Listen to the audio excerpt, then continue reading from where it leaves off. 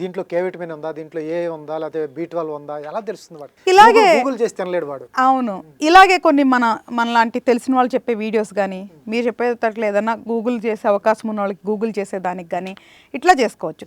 సరే, ఈరోజు మనం దాంట్లో కొన్ని టిప్స్ అయితే ఇద్దాం.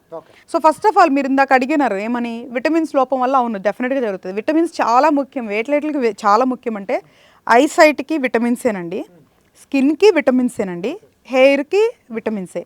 సో ఈ మూడిటికి విటమిన్స్ ఎక్కువ ఎఫెక్ట్ ఉంటుంది అనమాట.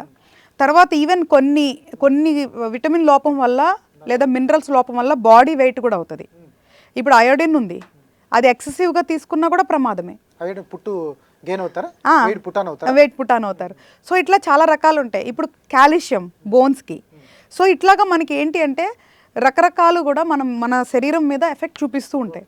విటమిన్ డి, ఇప్పుడు మనం ఏమనుకుంటాం, ఇప్పుడు చాలామంది విచిత్రం ఏంటంటే ఒకప్పుడు వేరే దేశాల్లో అంటే చల్లని ప్రదేశాల్లో విటమిన్ డి లోపం ఎక్కువ ఉండేది.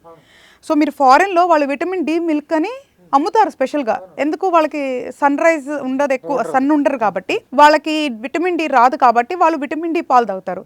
మన భారతదేశంలో ఒకప్పుడు విటమిన్ డి లోపం ఉండేది కాదు, బట్ కానీ ఇప్పుడు విటమిన్ డి లోపం కూడా చాలా ఉంది ఇక్కడ.